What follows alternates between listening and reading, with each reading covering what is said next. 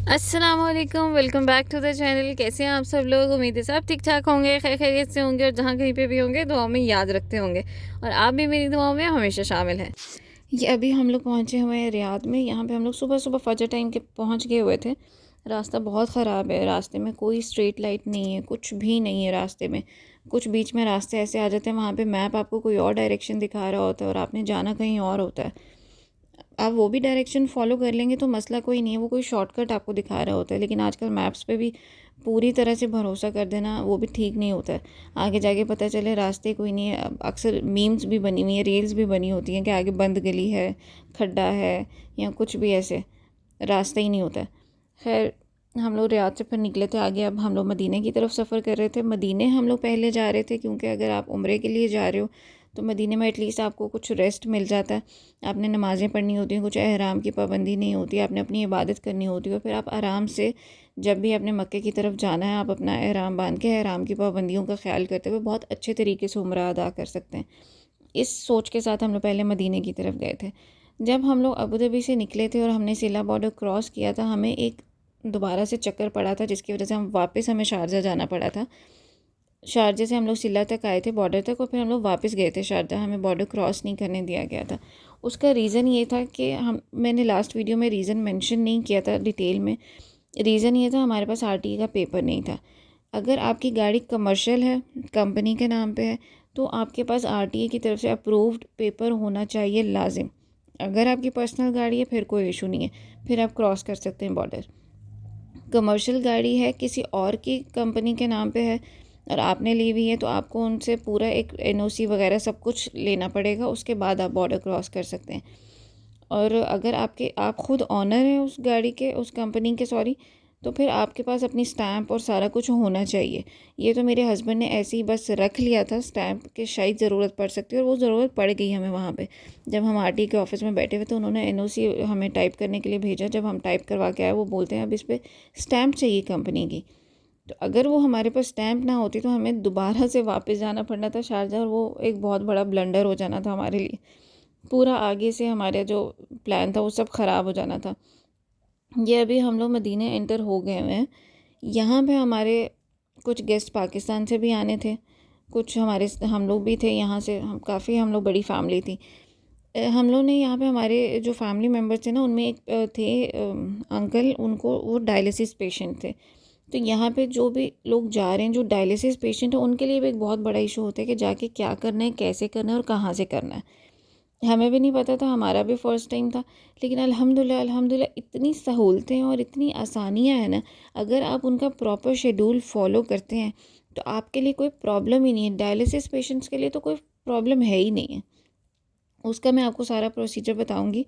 ये अभी हम लोग आए हैं मदीने में, हमने एक अपार्टमेंट बुक करवाया हुआ था booking.com से। ये बहुत साफ़ सुथरा, बहुत नीट एंड क्लीन अपार्टमेंट था, स्पेशियस भी था, कुछ ऐसा मसला नहीं था, ज़्यादा दूर भी नहीं था। मस्जिद नबी सल्लल्लाहु अलैहि वसल्लम से कुछ मिनट्स की डिस्टेंस पे था। शायद आप 15 मिनट की डिस्टेंस बोल लें।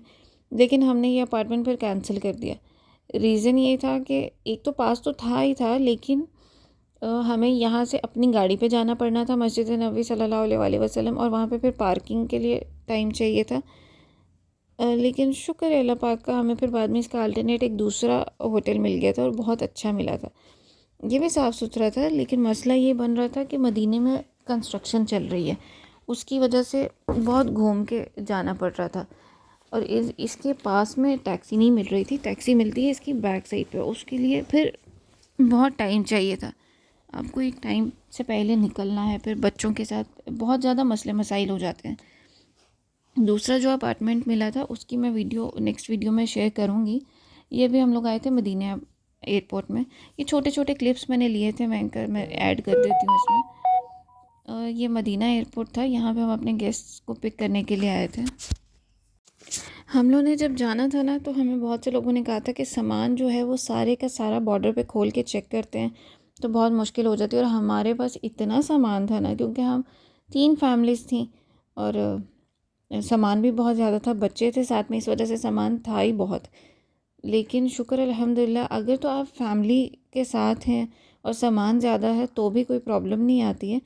वो आपकी पूरी गाड़ी ही स्कैन कर लेते हैं। वहाँ पे काफ़ी बड़ी मशीन्स होती हैं, आपकी पूरी गाड़ी स्कैन हो जाती है सामान के साथ ही। आपको उतार देते हैं वो लोग गाड़ी से, आप अंदर फिंगरप्रिंट्स के लिए चले जाते हैं इमिग्रेशन में, और फटाफट हो जाता है। लोग कहते हैं कि 7 से 8 घंटे लग जाते हैं, बहुत टाइम चाहिए होता है। इस सब के लिए ऐसा कुछ नहीं, फैमिलीज़ के लिए तो कोई मसला है ही नहीं ना, बहुत अच्छे से सब हो जाता है।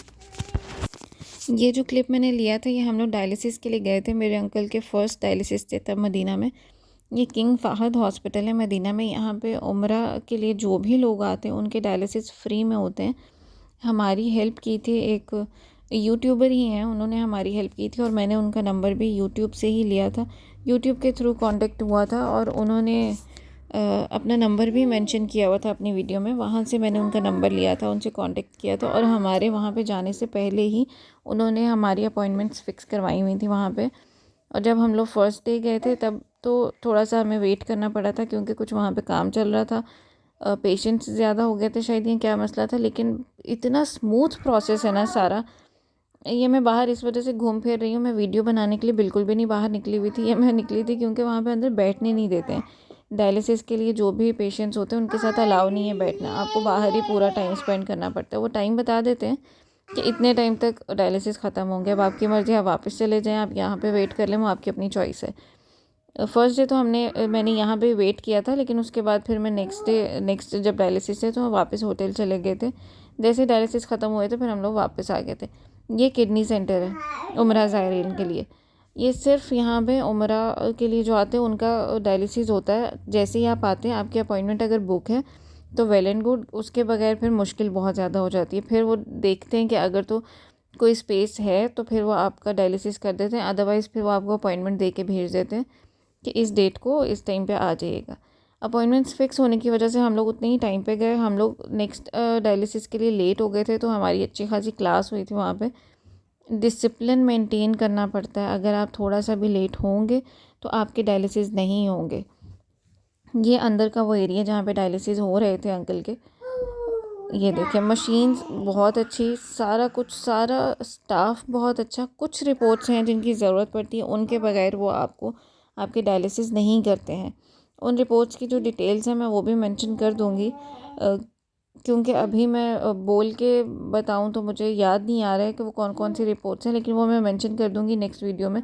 सारी डिटेल्स के डायलिसिस के लिए अपॉइंटमेंट कहाँ से लेनी है वो नंबर भी मैं मेंशन कर दूंगी, क्योंकि उन्होंने खुद अपना नंबर यूट्यूब पे दिया हुआ था, तो आई गेस उनको कुछ मसला नहीं होगा, क्योंकि एक बहुत नेकी का काम है जो वो कर रहे हैं। उनका मैं चैनल भी मेंशन करूँगी नेक्स्ट वीडियो में, ताकि सबके लिए हेल्प हो जाए। उन्होंने बहुत अच्छे डिटेल के साथ एक्सप्लेन किया था, मुझे शायद उस तरीके से करना भी नहीं आ रहा है, लेकिन जैसे उन्होंने किया था बहुत अच्छा था। अगली वीडियो में मज़ीद डिटेल्स बताती हूँ। अपना ख्याल रखिएगा, दुआ में याद रखिएगा। खुदा हाफ़िज़।